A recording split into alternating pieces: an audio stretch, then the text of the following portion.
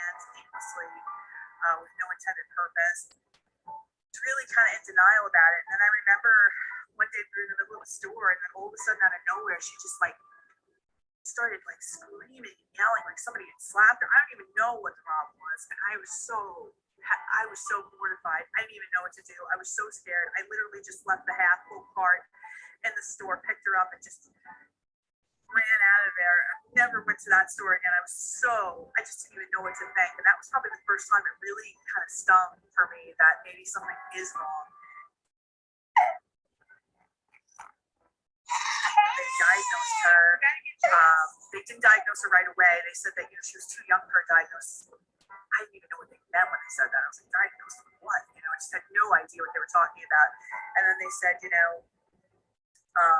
we'll come back in if you're not seeing progress. I said, okay, and a couple months later, I'm watching these speech therapists play with her on the floor. I'm not seeing any progress. It felt like she was getting a little worse. And then we went for our 2-year-old wellness visit, and the doctor said that she was behind if she wasn't using 20 words with intent. And that was probably just the knife to my heart. At that point, I really couldn't deny that something was up with her anymore. So then I called the county back in, and she was diagnosed on the spectrum. And I remember that day, and it was worst days of my life. It was my darkest hour. I could easily say that. As a mother, as a woman, as just a human being, it was probably one of the hardest times I had ever gone through. And I remember just being so happy with God, so thankful, being so pleased at doing this to her and wrecking this beautiful gift He had given me. And for a while there, I struggled. I struggled to figure out what this meant, or what we were going to do, or how this was going to define her. All those dreams I had for her future were just completely shattered, and I had no idea what was going to happen next. And I went from just hopeful to just complete blank when I thought about the future. One night I was thinking, I'm going to die one day, and who's going to care for her like her mother? And something about that thought just snapped me out of my depression and my anger and my fear and said, listen, we got to get to work here. I promised that when she was born, I was going to be the best mother I could be to her. And that promise hasn't changed. In fact, she needs more now than ever, not less. She needs me now more than ever. And I didn't know at the time what we were capable of, or what having those changes, that mindset shift for me was going to do. But I wanted to know that at the end of every night, I could look myself in the mirror with confidence and say, did you do everything you could, Michelle, to give her the best possible life? And the answer was yes, and that was a good day. And I wanted the answer to yes 100%. And no matter where the cards fell, I know I could leave this earth saying I gave her everything I had, no regrets. And as I've navigated this world with her and walked away that day after having that thought, I really just grabbed the bull by the horns. I became her fiercest advocate. I'm not a special education master's degree teacher. I never had any formal training in ABA, but I knew that I was going to learn whatever I needed to learn to be really strong for her. And Juliana had lost all of her language. Cheerios? Treats. Okay. She was nonverbal when she was diagnosed. Which one? Okay. Taught her sign language.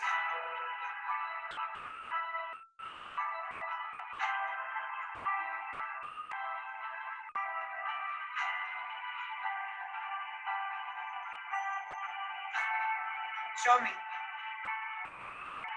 Juliana, show me. Good. Then she went from sign language to word approximations.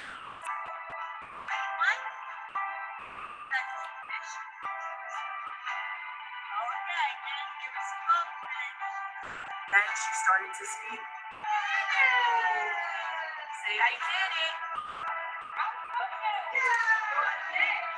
She went from the most restrictive preschool environment. She was in a 614, most restrictive preschool, special education preschool environment. Your name is Jenna. Good morning to you. Your name is Jenna. And how do you to now where she is almost 8 years old. She's in a second grade class in a dead-end school, integrated class with typical peers. She speaks beautifully now. What did you like about the troll experience? I like when they make like coffee, and I like that they know like touch the table. She has a personality. She has conversation skills. There's still things that we need to work on, but for the most part, her future went from lack to now having possibilities. And none of that could have happened had I not kind of gotten out of my own way and really hit the ground running and started to take action for her. And I can't say that I can do that for every parent I coach, but what I can tell them is I will have them feeling like I did, looking myself in the mirror, you looking at yourself in the mirror and saying, I was everything I could be for her today. I have no regrets. And whatever happens, happens. It's really for us as parents to know we fulfilled the duty that we promised when we had these children, which was to be the best versions of ourselves, to live, to raise these children. I've helped now hundreds of mothers, coach them one-on-one to do the same things I did, to help them to be strong, to help them to craft plans where we're seeing constant progress. This is what I want to do. I want to give you the chance that Juliana's had. I want to give you every opportunity to give your child that happiness. Dear Juliana, today you are with a day full of happiness. Friends with friends, friends with memories, and great times. I hope you will remember it. Happy birthday, love, King. Oh, that's one of my favorite videos. I love that video. So this is what ABA can do. You have to learn a lot of strategies and a lot of procedures. ABA is not intuitive. It's not something that you're just going to figure out on your own. If it was intuitive, if it was just instinctual, you wouldn't be here tonight. You would have figured it out on your own. And what I mean by that, your child is crying, your instinct is to go comfort that child, pick them up, make it better. But ABA tells you the best thing to do might be to ignore that and to wait for them to be quiet and then give them your attention. It depends. It's not always as clear as it may seem instinctually. So there was a time where I did not know how to do any of this either, but I learned. And now I help teach other people how to do this. So this is not magic. This is science, and we can teach you how to do this too. I always say we're one of the fields that actually wants to put ourselves out of business. We want to figure out what works for your child so we can teach you how to do it so you don't need us anymore, okay? So why are you here? You want to hear your child speak, to say, I love you, mommy, to say, I love you, daddy. You want your child to master potty training and be free of pull-ups forever. You want to go to parties or family functions knowing your child will play with other children. You want to feel confident that you are doing everything you can to maximize the future for your child. You want to feel confident of what their, sorry, let me just get that off my way here. You want to feel certain about what their future is going to look like. You want to feel at peace at night, knowing that your child can take care of themselves when you are no longer here to take care of them, like Michelle said. Who is going to look out for them, like their mom or their dad, right? You want to take care of your needs and others, knowing your child is making incredible progress. One of the things that always strikes me about that video is Michelle saying, I don't know how to do everything. I don't have a master's degree in this. I was never formally trained in ABA. I wasn't really sure what I needed to do, but I knew I needed to do something. And if I could look myself in the mirror at night and say, I did 100% of what I could do for Juliana that day, then it was a good day. And she wanted it to be a good day 100% of the time. And that's what our goal is. Our goal is to teach you how to make it a good day 100% of the time for you guys. So ABA, otherwise known as Applied Behavior Analysis, And the applied piece is that we target socially significant behavior. And what I mean by that is behavior that's practical, that will help change your child's life in some way. It's not an abstract concept. It's not a way to learn how to think about or how to argue about things. It really does target things that are going to help you on a day-to-day basis and that are practical for your child's life. Behavior. The behavior part means we target anything that we could observe and measure. So if we can count it, we can change it. And analysis is that we take that data, we take those things that we are counting, and we use that information to determine if the interventions we're using are successful or not. That's it. That's the only reason. All of that complicated data that everyone's always talking about, the only reason we take that data is so we can look at it and quickly tell if what we're doing is working. Because sometimes it works, but it works slowly. And behavior isn't always linear every single day. Behavior doesn't always go up if you're trying to teach a new skill every day. There could be some days it goes down a little, and then up a little, and then up a little, and then down a little, and then up a little, and then down a little, and then up a little, and then up a little. And overall, the trend goes up, right? So over time, you can see that it's working over time. I'm seeing this progress across time. But on a day-to-day basis, it could be hard to see the difference between something happening 48% of the time, 52% of the time, 46% of the time, 55% of the time. So we have to write it down. And if we write it down, it's easy for someone who learns about data to see if what we're doing is working. If what we're doing is working, we should keep doing it.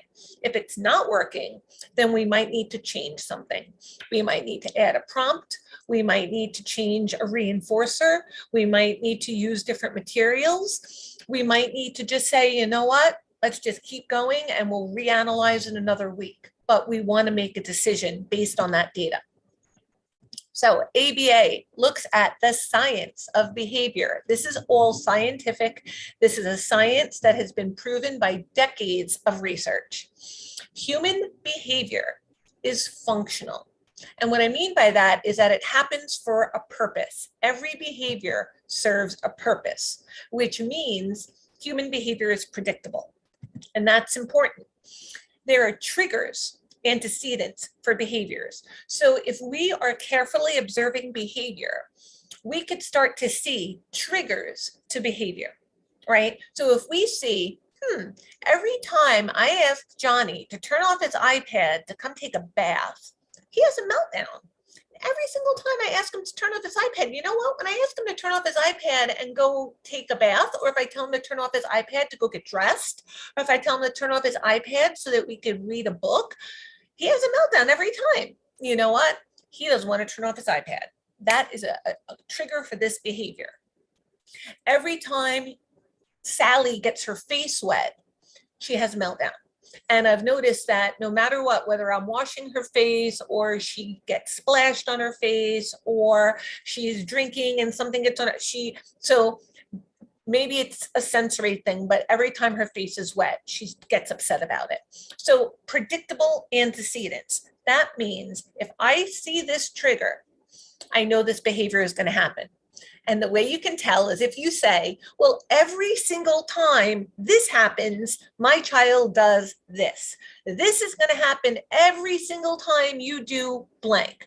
That's an antecedent. Okay, so you want to keep your eye out for those things. Those are going to cue you that a behavior is about to happen or that you need to intervene in some way to prevent a maladaptive behavior and to maybe prompt a productive behavior. So instead of that meltdown, to prompt Sally to ask for a towel or to dry her face, right? So that way she could learn something to fix the problem instead of having a meltdown about it.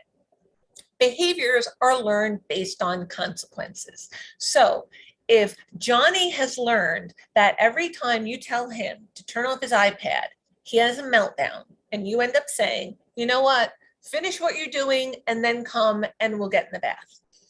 5 more minutes and then we're going to wrap it up. So he's learned that this meltdown will give me more access to this item or activity over time. It becomes his way of asking for more time instead of asking for more time.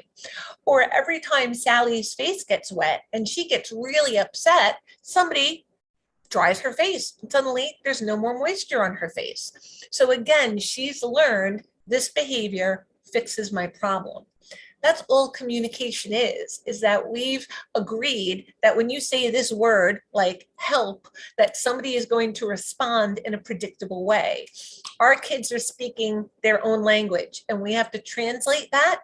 We have to no longer accept that language and we have to translate and teach them how to speak in whatever the rest of us are speaking, whether that's English or another language, but whatever the dominant language is that they will be speaking that instead of through their behavior. And if there are predictable triggers and behaviors are learned, they can be unlearned. That means behavior is changeable. So for all of you who thought, this is just the way my child is, and I just have to kind of get used to dealing with this. This is just the way our life is going to be now. I'm telling you now, it doesn't have to be.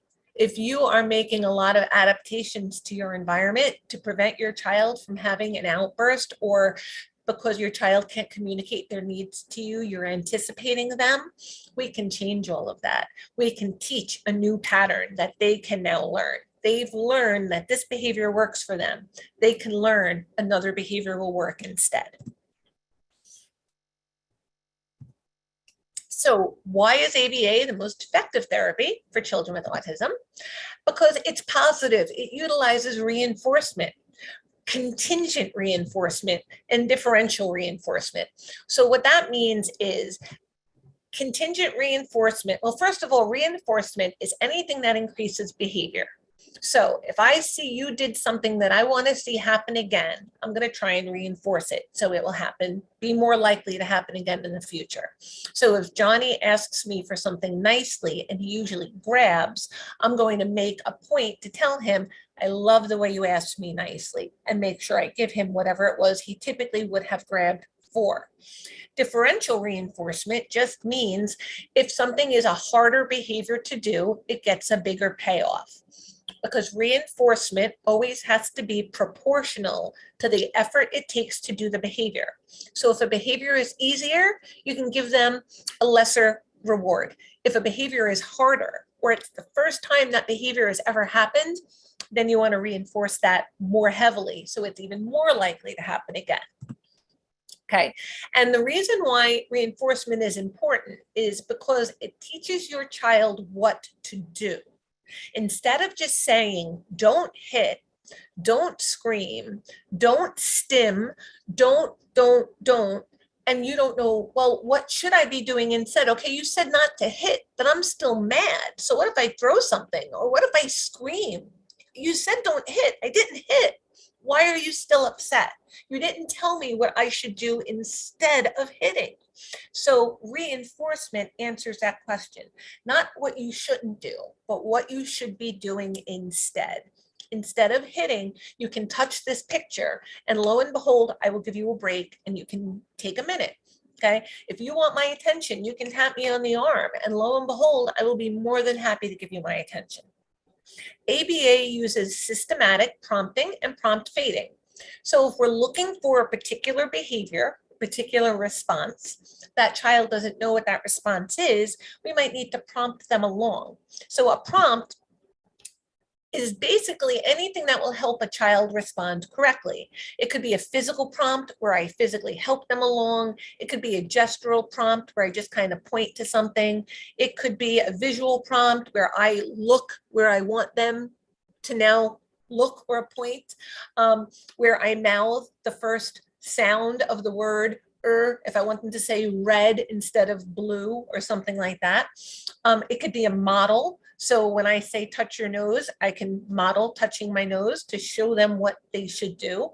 Or it could be a verbal prompt where I'm actually telling them what it is I want them to do and they're following that verbal directive. You don't want to keep prompts in place forever because then the child doesn't really learn the skill. They're just following the prompt. It's as if, so I say this to my fiance all the time, when when we drive somewhere and he's directing me turn by turn, I'm not really driving there. I'm just following his directions. So the next time I have to go there, I still don't know how to get there myself because I wasn't really paying attention. I was just turning when he said turn and stopping when he said we're here. So keeping prompts in place doesn't teach behavior. It just makes you reliant on those prompts. So we have to systematically fade those prompts away. So it's okay to use prompts, but we don't want to keep them there forever, but we don't want to take them away too soon. Like I said, ABA is a science and there are rules for that. We're not going to go into what the rules are, but there are rules for that. That's a much longer presentation.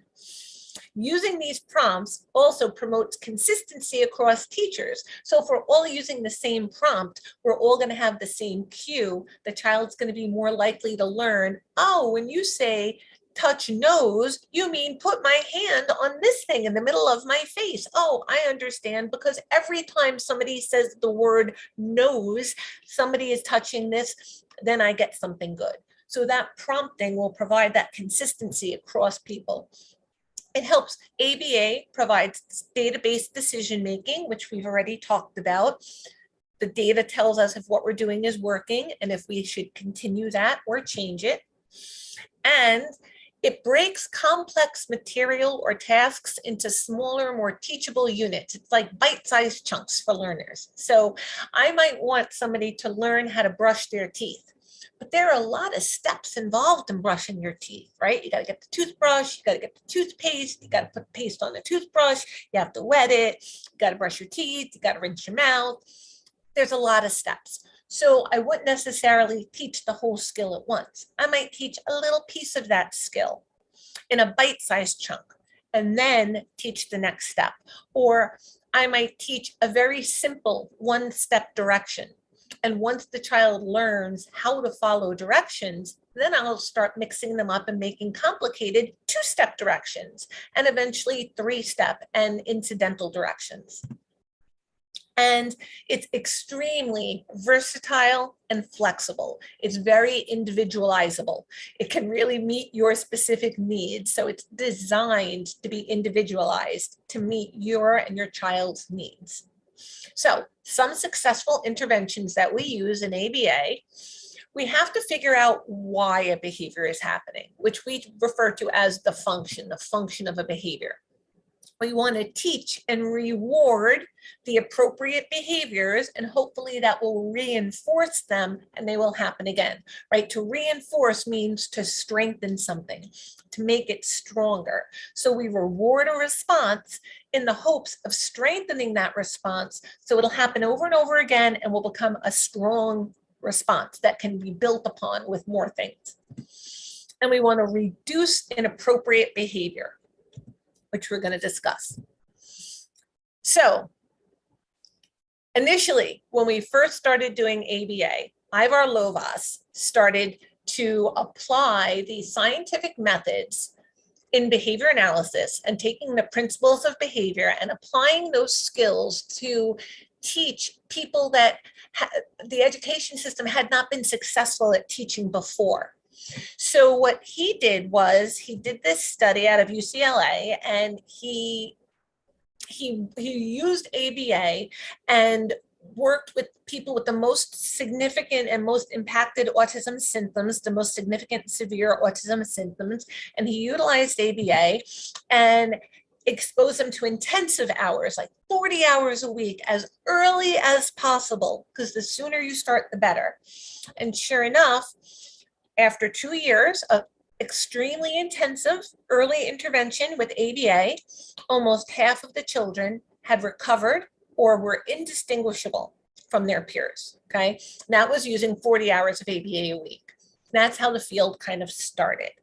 Now, it's not as typical to get 40 hours of service a week anymore, unless you're in early intervention, because they still believe the earlier you get started and the more you do, the earlier you do it, the fewer services you will need later in life. So it will reduce the need for services over a person's lifetime if we load up the services as early and intensively as possible. So that's the rationale behind it. So what we offer to you is a 3-month group coaching program with guaranteed results. ABA is complicated. There are a lot of components to it. I could do an entire workshop just on reinforcement and what it is and how to do it. I could do a completely separate workshop just on differential reinforcement. And there are several kinds of differential reinforcement. And I could do a full workshop on each and every one of those, DRI, DRA, DRO, all of them.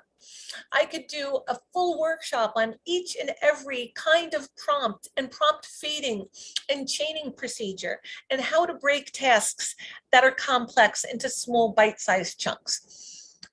So given the complexity of all of these different scientific components, it's not realistic that we're going to be able to, in an hour or however long our workshop may be, to be able to make you fluent enough to utilize all of these strategies on your own for scenarios in your home that might come up that might be slightly different than the ones that we discussed during a workshop, right? If you book a call and you get into our coaching program, we can provide that assistance all the way along. So as you are learning to implement these strategies, as you're learning to implement these interventions, we're there every step of the way to help. So if you participate in one of our group coaching sessions, listen to the workshop, ask some questions during the Q&A afterwards, and then you start utilizing that strategy with your child, and now suddenly you have a question. Oh, wait a minute, am I doing this right? Something happened that the instructor didn't talk about during the workshop, and I have a question about this. Now, what do? I don't want to throw away an intervention that could really be helpful for my child, and I certainly don't want to do it incorrectly. Well, if you're part of our program, you just come right onto the Facebook group, you post a question, and one of us will get back to you right away. Or if you are in our weekly group meetings, you will have access to 3 meetings a week and weekly coaching by the BCBAs. So we can do that Q&A every week on a weekly basis. You get, as part of this 3-month coaching program, all the foundational skills for an independent life for your child. So all of those complicated pieces of ABA that I'm talking about, you'll get information about all of that you can now go back and refer to. So it's like having all of the textbooks for the course on how to have an independent life for your child at your fingertips whenever you need to refer back. Now, these foundational skills include potty training for your child, which is an incredibly important foundational skill. Your child gaining communication, which again is another pivotal behavior that will open more avenues for your child than just teaching that particular skill. When you learn how to request, now you can request anything that you want. So it's a pivotal skill in that it leads to other things that you didn't need to teach directly. Eliminate tantruming or problem behaviors, which are so often a way for a child to communicate that they're frustrated, that they're not happy, that they're overwhelmed, that they're anxious, that they're confused, that they're bored, a variety of things. So all of these foundational skills and how to interact together as a family as if your child does not have a disability, okay? Stopping eloping from happening. Now, eloping, which is another workshop that we do, is extremely dangerous. Unfortunately, there is a great percentage of individuals on the spectrum that are severely impaired that elope, and really horrible consequences come from that. Permanent consequences come from that, and it's tragic. So this is a very, very important skill that we need to target if that is something that is affecting your family, because it is a danger to your child's life and well-being. Get your child trying new foods. Many kids have a very restricted food repertoire. Many of our kids have intestinal issues and gut problems, which also relates back to the toileting. All of these things kind of interact together and interplay. So all of these things, all of the are included in the 3-month group coaching program, okay? And you get guaranteed results. You will learn your child fluent language through behavior. So we're going to teach how to figure out all of those behaviors and what they mean and what your child is trying to tell you, okay? We're going to give you proven tools for all things autism, okay? So a lot of resources for you. You can get your life back. You can stop worrying about autism every minute of every day and worry about your family and worry about all the other things that you have to worry about in the course of a day. But this won't be one of them, because you don't have to stress when you're confident about how to do something and when you have help and when you have support. But when you're in it on your own, it's scary. And you don't necessarily know that what you're doing is the right thing to do. So here you have access to a variety of different professionals that are at your fingertips to help. You can have a better relationship with your partner or a spouse without all of these other issues getting in the way. We can get you on the same page. And many times it's the anxiety about what's going on with your child that starts to affect the relationship together. Or it could be a result of a behavior. Maybe your child can't sleep without one of you sleeping in their bed next to them, or they'll only sleep in your bed. That's going to have significant impacts on your relationship. We want to get comfortable with being uncomfortable. Okay, we will have your back in those teachable moments when your kid is tantruming in public and you would typically feel uncomfortable or unsure of what to do, right? We're going to teach you what to do. We're going to make you comfortable handling that situation and not worrying about if somebody turns around and looks because they've forgotten you 2 minutes after they've walked away. We're going to teach you how to advocate, when to speak up at an IEP meeting, how to speak up, what your rights are, to advocate like a boss, right?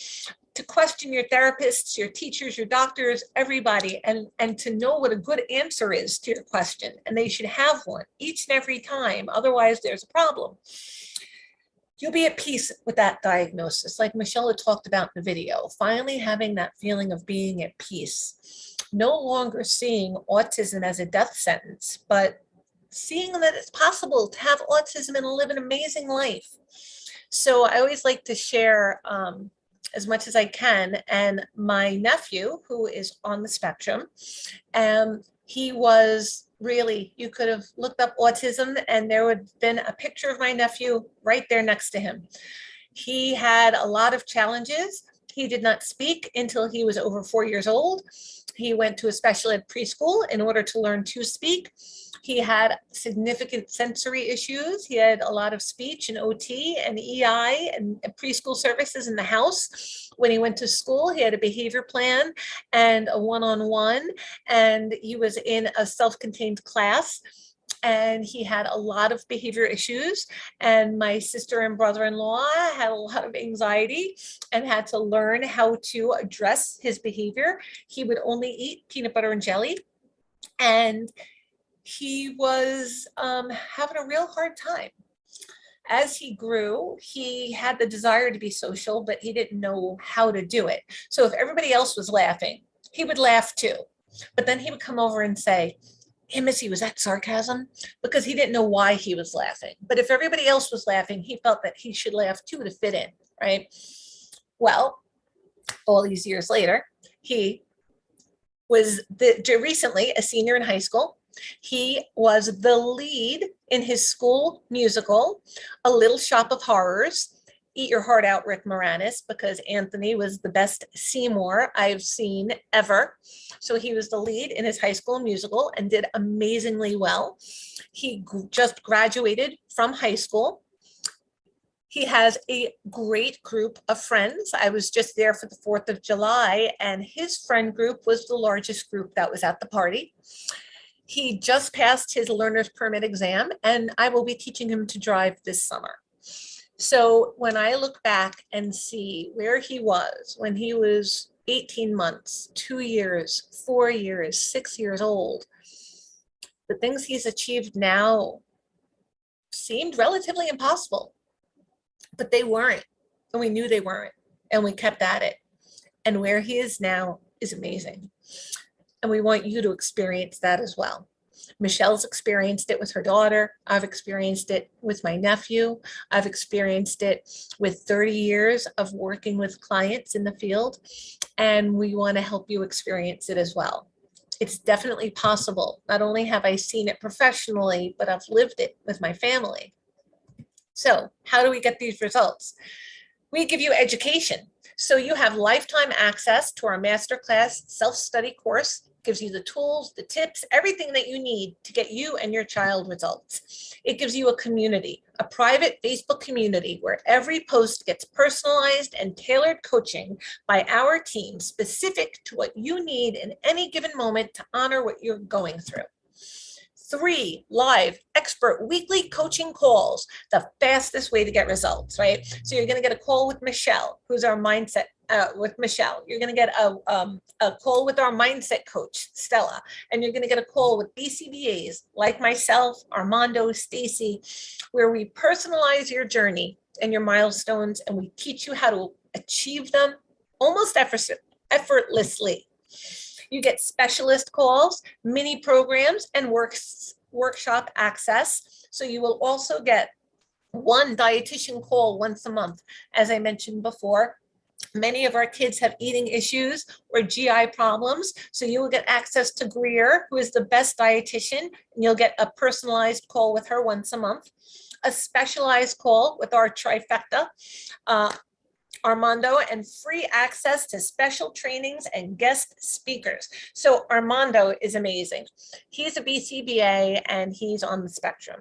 He received services throughout his life, throughout his schooling, and decided to go on and become a BCBA and help other people because he understands what they're going through and he can relate and he can explain to you some of what meant things to him in the past and what his experiences were like. So you'll have access to Armando as well.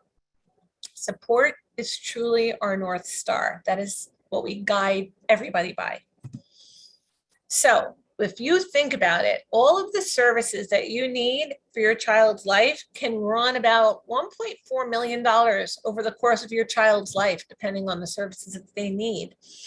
Communication devices, iPad apps and software, an actual AAC device, diapers when you're not potty trained, ABA therapy at only 10 hours a week. And 10 hours a week, let me tell you, is average.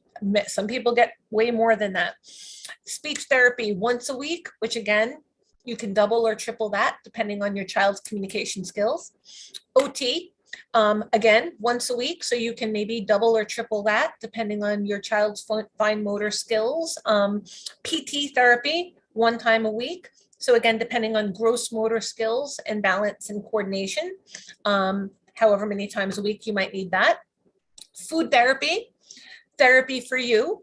It adds up and it is extremely expensive. This can be $8,400 a month, which is $100,000 a year. So think about how much that's going to cost over the course of your child's lifetime. Like I said, it could be like almost $1.5 million that you're laying out for these services, or you can learn how to do them yourself, right? So there's these, you have access to, for life to this self-study program, 3 months of weekly group coaching, a Facebook community where no question goes unanswered. And if you enroll now, if you book a call, if you click our link tonight, you're going to get a potty power course, which is over 3 hours of nonstop potty content to get your child potty trained. It doesn't matter if your child isn't little. I have potty trained people that are in their teens or in their 20s. The earlier you start, the easier it is, but it is not impossible to toilet train somebody in their teens or their adulthood. You will get Advocate Like a Boss course, the needle moving steps that Michelle took to get Juliana where she is today. This expires at midnight, this offer tonight only, $1,997 or 3 payments of $715. Okay, normally this is $3,000 for the 3-month access. So you're going to save like $1,000 just for booking that tonight.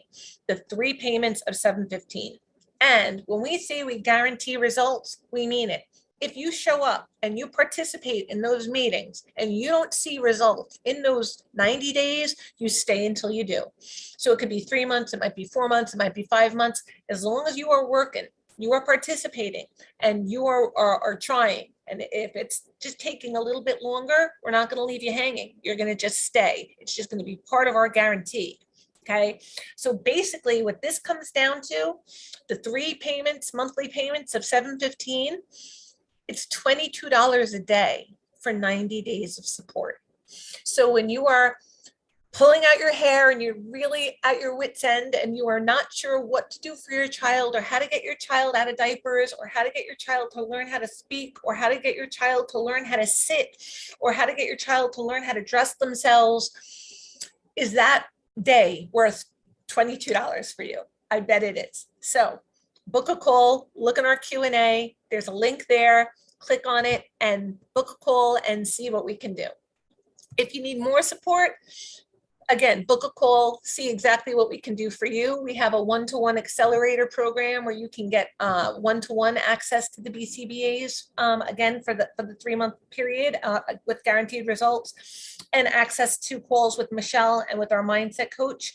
So we have a lot of different options.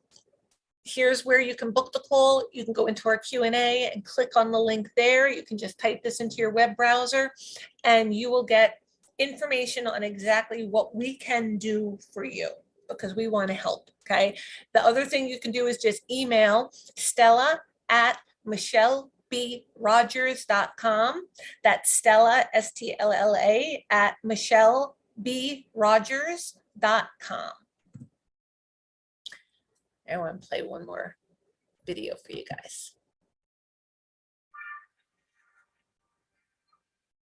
So when you came to us, what were your biggest struggles prior to joining the program? And what was your child's biggest struggles before you came to us? First, the big one was potty training and speech. Like he had some words, but I couldn't really get him to fully tell me, what he wanted. So those were always my 2 biggest concerns with him, and for him and me, I guess, so for both of us. This was the 7-year-old kid, he turned 7 in July, who will pee and pretty much poop in his pull-ups. When you look at him, like, oh my God, something's gotta be done. So we were not potty trained, we were not talking much. He wasn't able, if I told him to go get something, do any of those things. Behaviors were starting to become more prevalent where he was becoming obstinate, stubborn, refusing to do the things we asked of him, to the point where he was even, destroying his room. Speech was a big thing because he wasn't talking. It was a lot of just silence, nothing.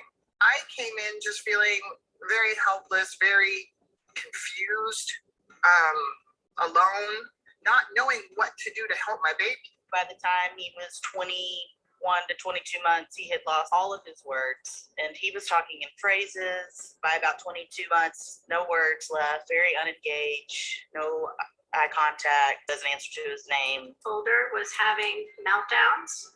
The younger one was nonverbal and the verbal issues, communication issues. Since he was diagnosed just before he turned 3, and you kind of feel like you're left out on your own in the cold, and you want to do every single thing you can for your kids. Tell us what he's done, what he's accomplished. How do you feel now versus where you were when you started? He's totally potty trained. We go everywhere, just in our undies. We don't have to worry about that. He is speaking way more. When I called you at first, I was really overwhelmed. But now, probably, I would say I never get overwhelmed, but I'm able to retrace. I really saw improvement. It was like day and night. I'll just rush to where we are now, where Joseph will just run to the bathroom to pee. And it's not just pee.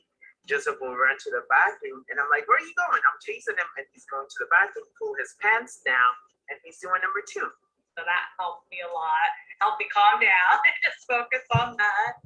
So focusing on getting him not scared of the toilet. And then that took a little bit, but then he finally was sitting down doing it. Yeah, it went really well. Like the tips you guys gave me, all the potty stuff worked great.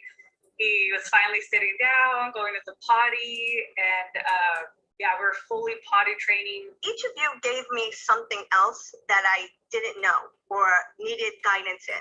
The BCBAs obviously gave me help in the technical work with Brandon and how to encourage language and behavior. Stella gave me the emotional support. You guys saved my family. I don't know how I got through as much as I did without you. He's doing so much better, more eye contact for sure. We're working on talking, on saying some words, and just happier, you know, I think because I'm happier. More communication and potty training.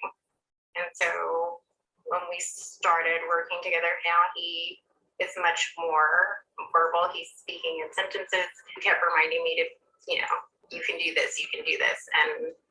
And we did. It has been fantastic. My son is thriving in an integrated preschool. And, you know, if I ever have any concerns, I can reach out to Michelle. She gets back to me right away. They're doing really, really well. Both are potty trained. I'd say 95% of the time, doing really, really well. I think their ABA program here is wonderful. We got very lucky with that, and we've got good vision for the future. All right, so then my last question for you is, would you recommend us to any other parents? Every single person that I have met, I've already told them about you and your agency. Absolutely. Hands down of everything we've done in Equal Guide, this has been the best thing, just having so much support in the different areas. So absolutely, hands down, I would recommend this a million times over. I would definitely prefer anyone to this, because again, I never thought he was going to be potty trained. It's worth it, you know. I think anything, if you get just a little bit out of it, it's worth it. And I've gotten so much from this, you know. So do it is what I would say. I will recommend you, whoever has a child on the spectrum, I will recommend Michelle. I mean, if you have a chance to do this, I definitely recommend it. It has made all the difference. Thank you.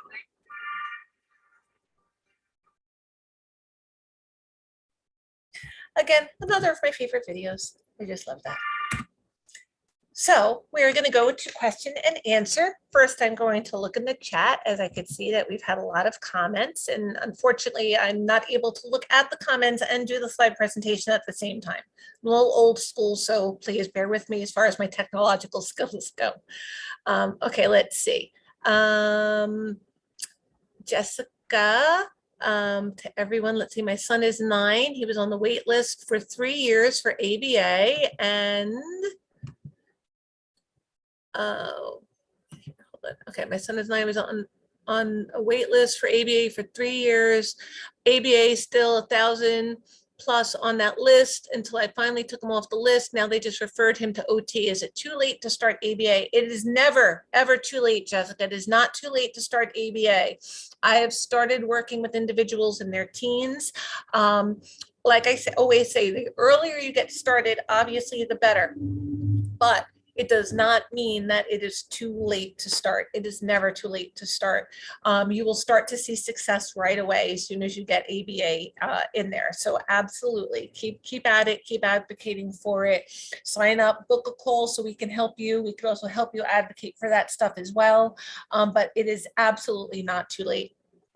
Let's see, 3 years. Oh my goodness, what state is that?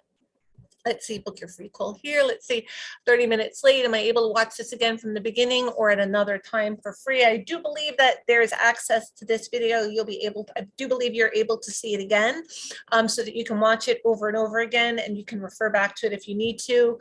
Let's see, sounds like my son. Let's see, yes, okay, finally getting him to eat other stuff, but PB&J was it for a year. That was my nephew, my Anthony. And it's funny, my sister's in the field. She is a special educator. And so we both knew what was going on pretty early, but it's always different when it's your own, always, which is why you're not supposed to program for your own. My sister was like this close to being a BCBA, but she would still call me at night. Melissa, could you come over and get Anthony to eat anything but peanut butter and jelly, please? Well, what would you tell another parent if you were at their house? Well, it's different. It's different. I know what I have to do, but I just can't. It's hard. I can't. Which makes you a better therapist. It gives you more empathy for the parents and it gives you a better understanding. But you're not supposed to treat your own, so it could be hard. So yeah, PB&J is a big one for a lot of kids that I work with. Feeding issues is a really challenging area that a lot of times needs intervention. And it's something that I've been working on for a very, very long time. A lot of people kind of muscle through it, and they kind of feel like, oh, if I could just kind of force him to just take one little bite, he'll see that it's okay. But that forcing just makes an aversive situation more aversive. So I would rather use reinforcement-based procedures, use extinction bursts and things like that, give a big, big, big reaction every single time and get a little tiny response, and then don't respond at all. And then the child's behavior will increase a little bit. So we have a lot of strategies. I've been doing this for almost 3 decades, and I've got a big bag of tricks. Oh, actually a little more than 3 decades. Dating myself. Anyway, okay. Yes, we will send the replay to your registered email, to your registered email address. So you will be able to see this video over and over again. So you will have access to it. If you did come in late, you'll still be able to see the beginning, and you will be able to watch it again. 3-year wait was in South Carolina, and they still are there. Let's see. Okay, Chick-fil-A dropped 3 times. Nuggets, Nutella is what we're living on over here and hate it. I am going to do another, I have a presentation. I'm doing a group presentation tomorrow night on PECs. And then in about 3 weeks, I'm going to be doing another one of the group parent presentations. And I will do that one on feeding again. I've done that one a couple months ago, but I was thinking of redoing that presentation again anyway, because it pops up all the time for parents, and it's a good review for the parents that have seen it before. And for anybody who's still currently having that issue, I usually do it right before the holidays, right before Thanksgiving, right before the winter holidays start, because that's when we have a lot of obviously holiday meals and new foods and family events and things like that. But as people throw questions out there, we really do individualize our presentations to address the problems that we're seeing that people are having. So tomorrow night is going to be on using PECs for communication, and 3 weeks from tomorrow will be about feeding issues and expanding a food repertoire. So please book a call and join us for that. Let's see. I feel your pain. I got them changed. It does more than that type. Let's see. Maybe the list of costs should be submitted to SSI. They should know the cost to raise a child on the spectrum. They discontinued my daughter's monthly stipend because of her income. She's a single parent with a child on the spectrum. Yes, I agree. It's really crazy how much this can cost.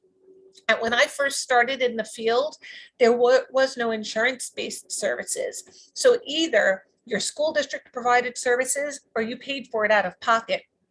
And I knew plenty of parents that were on their 2nd or 3rd mortgages just so that they could fund an ABA program for their child.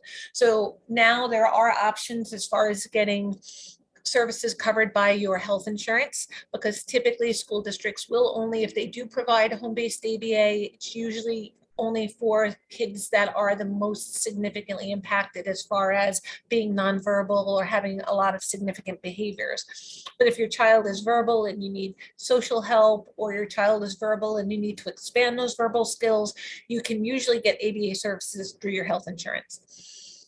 But I agree, the government should know, and it should not be this expensive for you guys. Can you provide a simple overview of ABA principles? So at the beginning of the presentation, we talked a little bit about reinforcement. We talked a little bit about prompting. As I mentioned before, a lot of these topics are very complex, and we really can do a whole presentation on each and every one of them. So at the beginning of the presentation, I discussed reinforcement in terms of increasing behavior and how to use rewards to do that. We talked about prompts, what prompts are, systematic fading of prompts in order to reduce prompt dependence. We talked about contingencies and how to get a child to understand that contingency in terms of only reinforcing a behavior that happens at a certain level and not reinforcing anything other than that behavior. So if your child needs to look at you before you give them whatever it was they just pointed to, then if they don't look at you, you don't give it until you get that eye contact. And once they do look at you, then you give it. Or if your criteria is that they have to point with an extended finger and they touch it with their whole hand, they don't get it. You have to be contingent. So if you say it, you have to mean it. So if and only if this behavior is achieved, then it will get this consequence. It's really all about consistency in implementing the strategies. And as I mentioned before, the data, so that we know if what we're doing is working and if we should continue that or if we should stop what we're doing. Thank you for the intro. This is wonderful. Is the program virtual only? Is this a parent to therapist video chat? My child, okay, so it's parent training. So we're training you how to implement things with your child at home. So we will teach you strategies to encourage more speech from your child. We will teach you strategies to respond to maladaptive behavior and how to replace it with more appropriate behavior.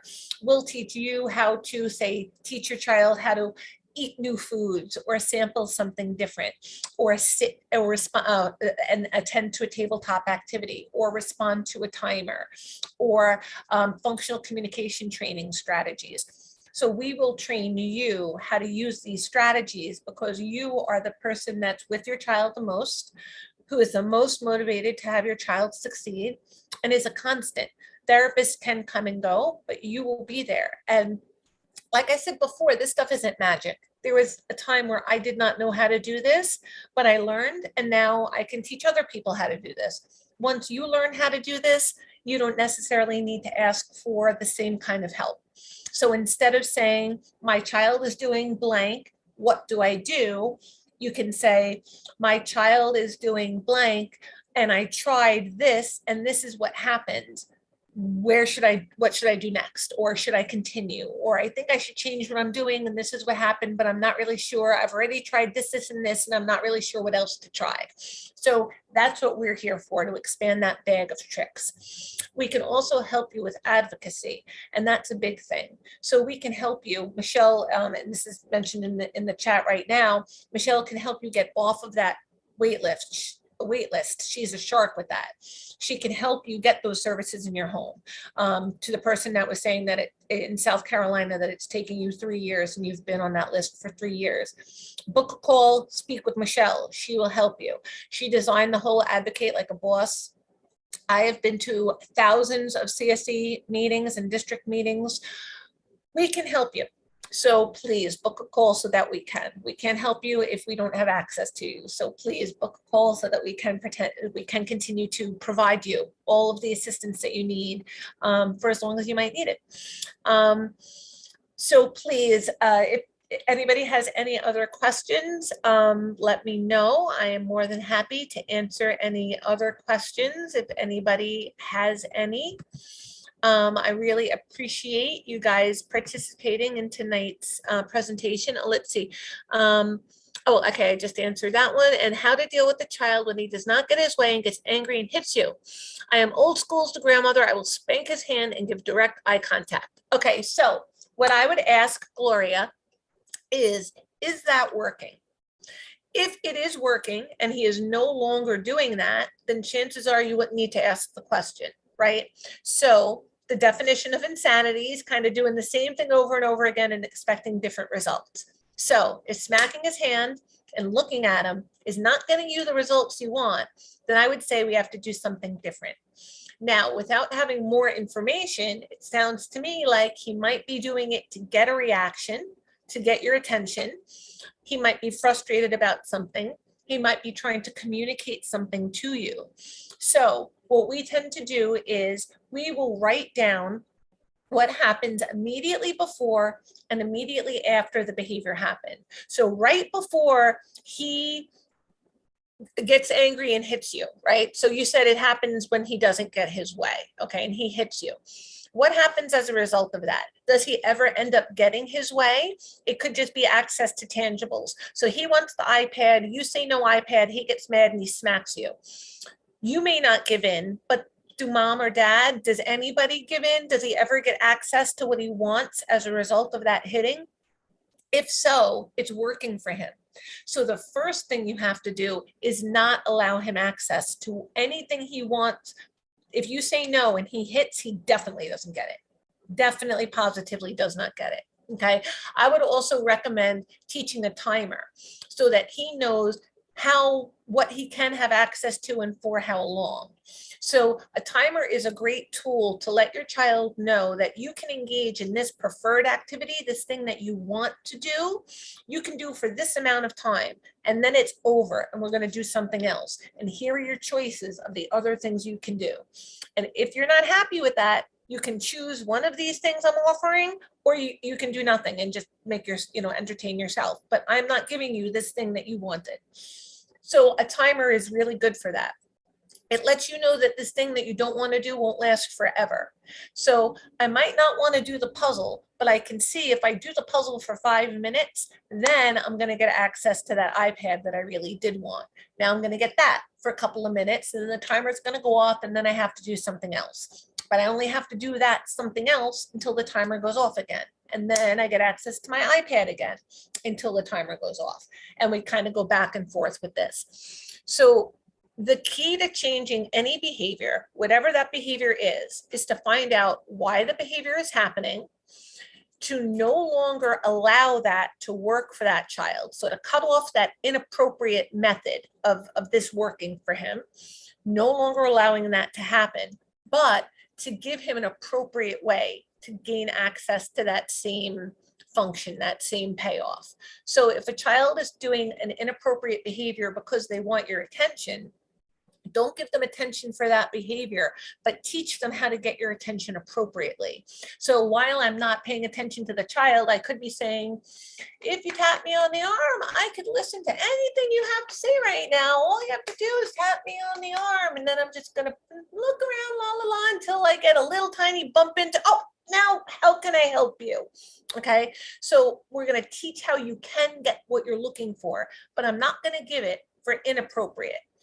As far as tangibles, he wants the iPad, he doesn't get it, so he cries. Well, you're not going to get the iPad for crying, but I will teach you how to ask for the iPad appropriately, how to wait for the iPad, like I said before with the timer. So you can't have the iPad now.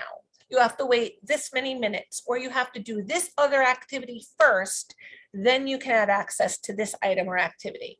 And then I'm going to take back, and then you're going to do something else, right? And we're going to keep going back and forth like that. And eventually, over time, you're going to do a little bit more of what I want you to do for a little bit less of what you want to do, right? If it is in order to escape a task or an activity, so I'm asking him to do something that he doesn't want to do, and he's tantruming to get out of it, I'm not going to let him get out of it. I'm not going to remove that demand in response to the negative behavior, but I will teach him to ask for a break. I will teach him how to say, I need a minute, or to touch a card that says I need a break, or to sign break, or stop, or no. So again, I want to cut off the inappropriate way to do it and teach an appropriate way to get the same payoff. The most difficult one is when it's self-stimulatory. When the child is doing it because it feels good, looks good, smells good, sounds good, feels good, that's the most challenging one. You have to find something that the child wants more than they want that particular sensation, and then they only get it for not stimming for designated amount of time. So for every 5 minutes that you don't stim, you can get this for 5 minutes. And then I'm going to tell you, and then if you don't stim again for 5 more minutes, then you can get this. So you have to have something that they want more than they want the stim. And if possible, try and find an item or activity that gives them a similar sensory experience. So if they're dropping things to watch them fall, maybe teach them to throw a ball up and down in the air, or to bounce a ball so they can watch it go up and down. That would be an appropriate way to get the same payoff. Okay, now I see we might have some other questions. Let me just check that chat again.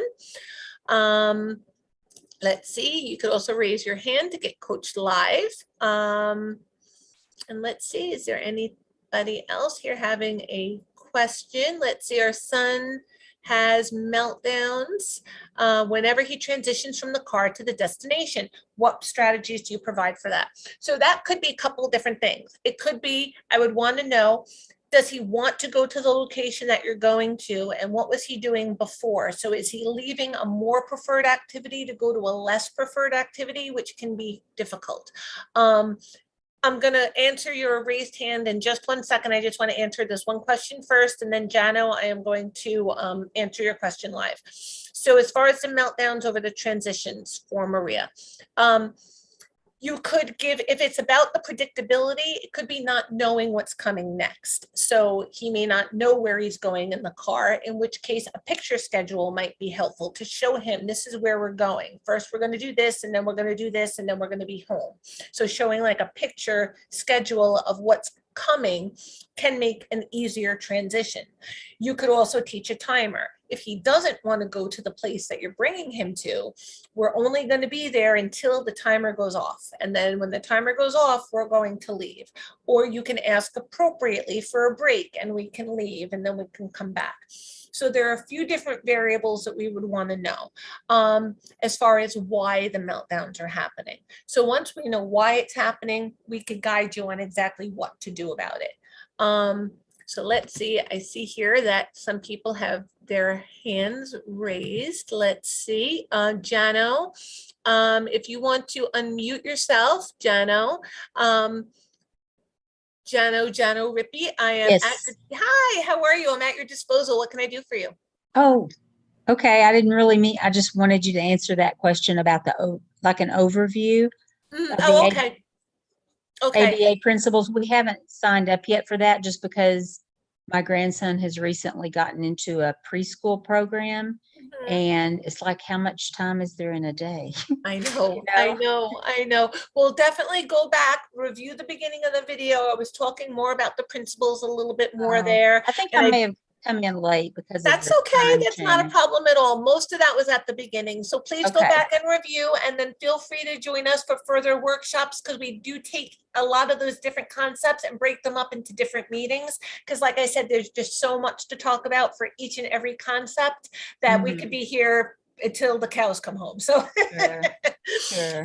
all right, thank you. Uh-huh. Let's see, Therese, I see your hand is raised. Therese Palmer, if you want to unmute your mic, I am more than happy to answer a question for you. Therese Palmer, if you would like to ask a question, I am at your disposal. Just unmute your mic and I am happy to answer your question.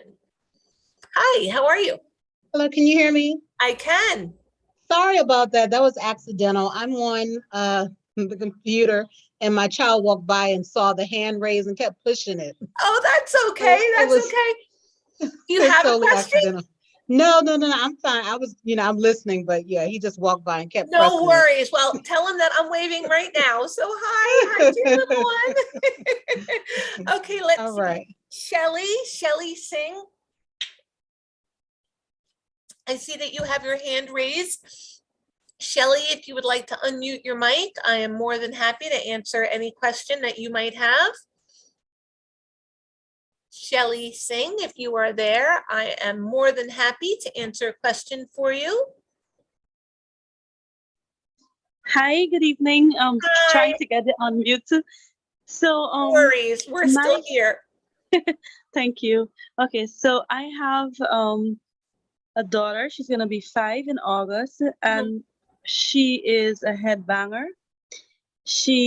When she gets upset and she doesn't get her way, she hits her head. When you move her away from the walls and on all over, she would hit with her hand. She doesn't keep, we have the helmet that we put on her. She doesn't keep it on. She takes it off. So I'm wondering if you have any advice, like what I would do. I would try to like bear hug her, and then she tries to hit you with her head. Because she knows she's getting a reaction. So my first suggestion would be, once you can keep her safe, so whether you can kind of surround her with pillows or bring her into like the middle of the bed or somewhere where she can be safe with or without her helmet on, it's easier to not attend to that behavior. Even a reaction from you is enough to know, like, I got under your skin, like I got a reaction. When does it usually happen? Does it happen when she doesn't get her way, when you're asking her to do something she doesn't want to do? When she does not get her way, let's say she wants to she likes to climb. So like if you take her off and you try to settle her, she gets angry.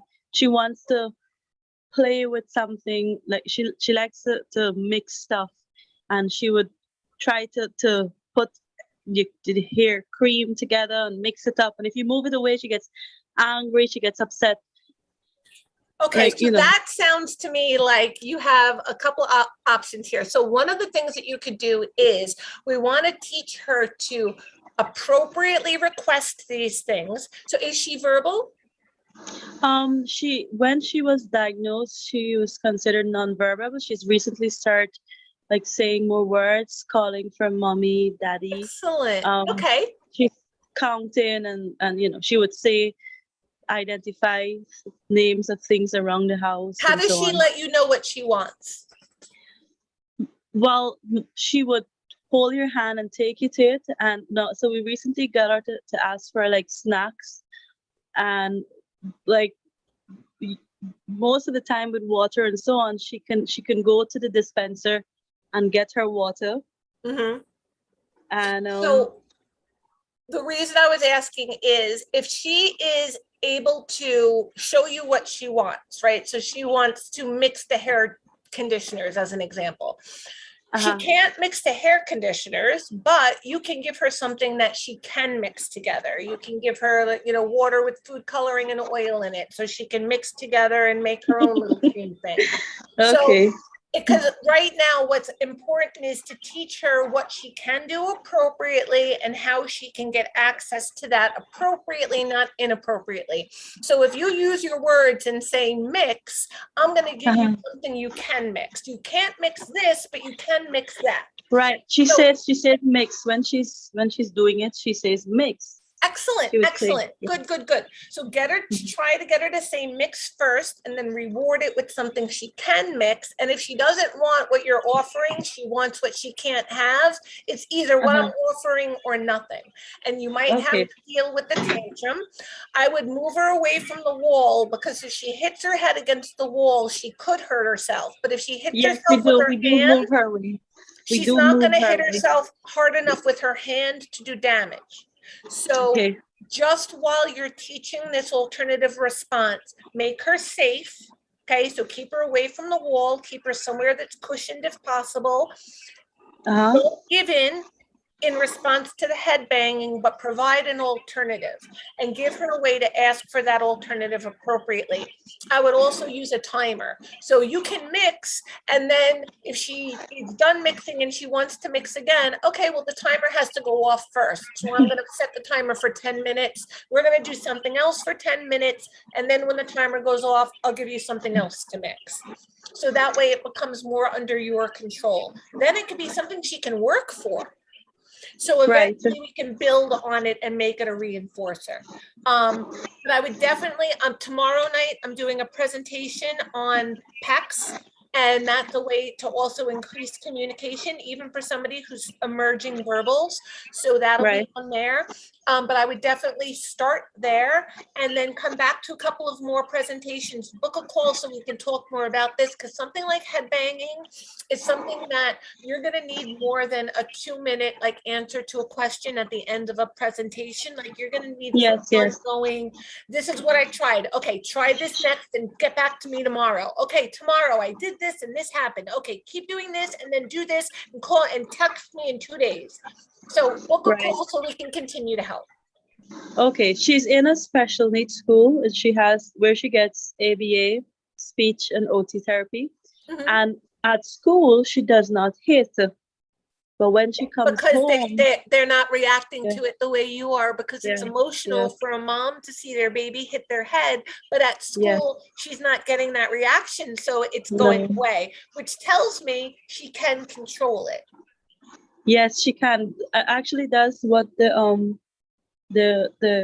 school, one of the therapists mentioned, that she can control it.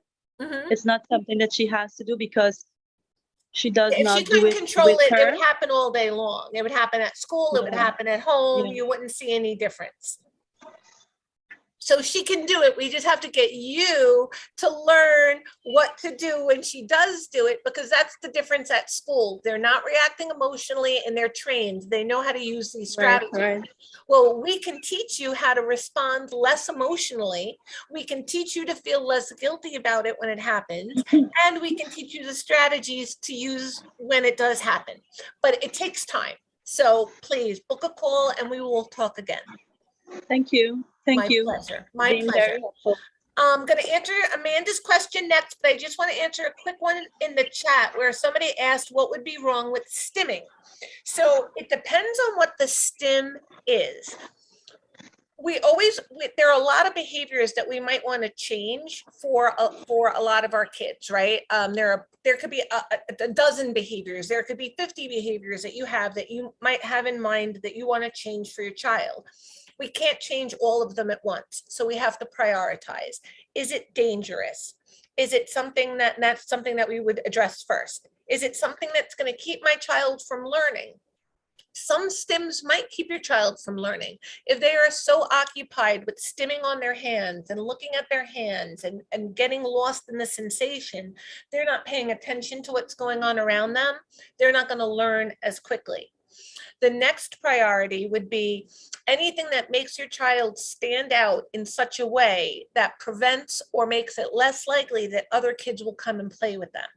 So if your child is stimming or playing with their fingers or rocking in the corner, it may be less likely that another child is going to come over and engage with them, because it might look like they're very happy engaged by themselves. It may not look like they really want to play. So another child may not come over and play with your child because they're engaged in a stim. Or is it a verbal stim or a vocal stim that might be too loud for another child, or the other child might see it as an odd behavior and might put them off and they may not want to come over and play. So that's why sometimes we would address self-stimulatory behavior. As far as how long this class is, we are going to hard stop in 11 minutes. So I'm going to answer as many questions as I can, and we're going to hard stop at 8 regardless. So with that in mind, one more quick question to Fritzy Lopez. I'm a full-time working mom. Is this program still possible for our family? And what would this look like? It is definitely possible for your family. And it would look like this.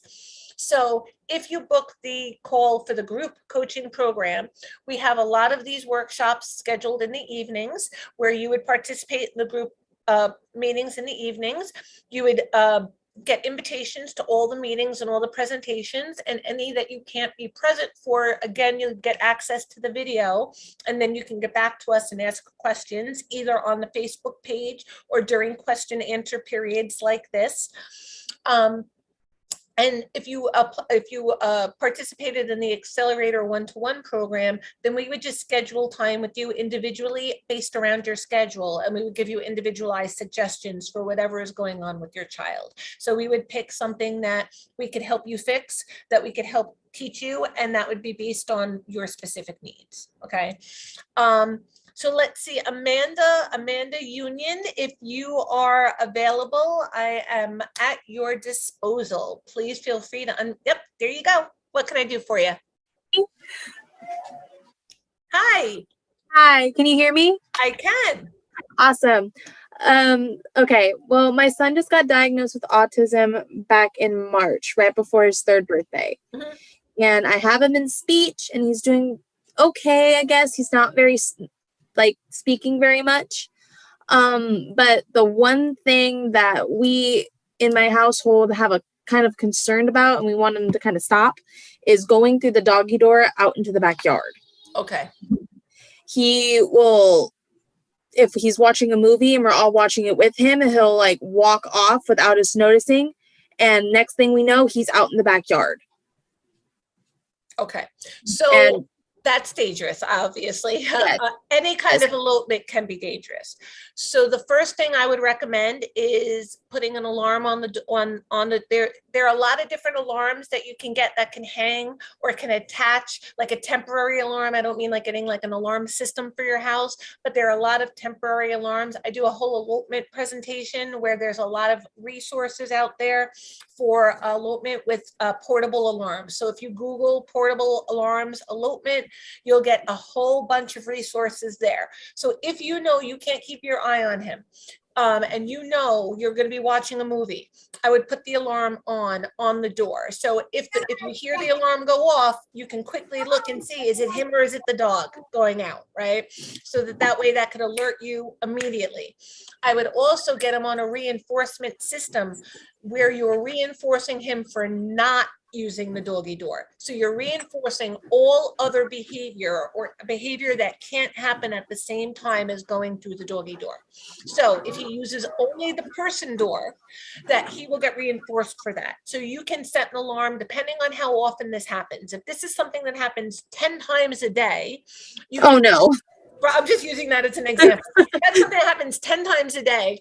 You could set a timer and be like, every 30 minutes that you are in the house or you use a person door, you get a sticker. And when you earn this many stickers, you get whatever the most powerful reward is. Okay. If it's something that only happens once a day, then it could be just like a hit or miss. If you only use the people door today, then before we settle down for the night, you get blank reward for using people door, because you always want to phrase it in a positive way. You don't want to label what you don't want him to do. So you don't want to say for not using the doggy door, because that brings too much attention to the doggy door, but for staying in the house, for asking to go outside and using the people door, you get blank, and it's got to be something that's really, really powerful to him. So I would definitely work on both the alarm to alert you to any negative times that it does happen, and a positive plan, like a reinforcement plan, to teach him something else. It seems to me like he probably is liking the reaction. He's liking the chase. He's liking the freedom and the control of it. So we just have to give him that in a more appropriate way. Like you can ask him to go outside and we can go outside, but we have to use the people door. Okay, it's just he's nonverbal. So we Still. can use PECS for that. I'm actually doing a workshop tomorrow night on PECS and how to get started with that and how to utilize that. So you can get him to point to a picture to get him to ask to go outside. And as long as you are consistently reinforcing him and using the same words and using this, you could have a picture of, say, the doggy door, and if he goes out of the doggy door, that picture comes down, or you turn that picture over and it's a red side on one side and a green side on the other, and the green side stays facing out as long as he's only using people doors. But if he tries to or uses the doggy door, turn it to red, and then at the end of the night, where you would typically do your reinforcement time, go over and look and be like, oh, that's on red. We didn't use the people door today. We can't have our M&Ms. We can try again tomorrow. And then tomorrow, try and keep a close eye. And then if you can get it to stay on green the whole day tomorrow, then you go at the end of the night, go, oh, look, it's on green. You stayed in the house and used the people door. You get your cup of M&Ms. If you do that consistently, he will pick up on why. Oh, okay. Okay. And I would also, like I said, Google for the alarms, because that way you could also, like I said, you'll be alerted to it immediately. And that way there'll be no time to, allow any additional escapes to happen. Okay. Thank you very much. We really appreciate your help. My pleasure. And please join us at the PECS workshop tomorrow night. Where can I get the email for that? Go on the Facebook group, or Jen, I know our support is on here. So if she wants to come to the tomorrow night call, the tomorrow night group, you know what? Hit the link, book the call, and ask them when you get on the call with them, just say, I want to join the PECS workshop tomorrow, the PECS group meeting tomorrow night. That's like part of our group coaching program that we do the weekly meetings on that. So just either email Stella at michellebrodgers.com and let her know that you're interested in joining that workshop. What do you have to do? And talk to her about it, or just book the call and explain to whoever you speak with. Okay, awesome. Thank you very much. It is my pleasure. So, Rajni, I see that you have your hand raised, but I'm so sorry. I have to hard stop now, but only because I know we're also going to speak tomorrow. And I know that there are a couple, I don't want to cut anybody off, but I do have to hard stop at 8. So I want to thank everybody for coming. How do we get on to go on to your classes? Please book this call. click on that link and you'll get all the information you need to know exactly when I'm presenting again, to know exactly how to get on to all these other workshops. I will be doing the elopement workshop soon again. I'm going to be doing the food preferences in a couple of weeks. I'll be doing the PEX one tomorrow. I do 2 of these a month. And in addition, I do every 3rd week on the group chat calls. So please click on the link, book the call. I really want to get to know all of you better. I really want to be able to help each and every one of you with every single issue that you're having. So book that call, come to more presentations, and I really look forward to getting to know all of you. Thank you so much for coming tonight. I really appreciate your attention. Have a wonderful rest of your week. Thank you, everybody, and have a wonderful night.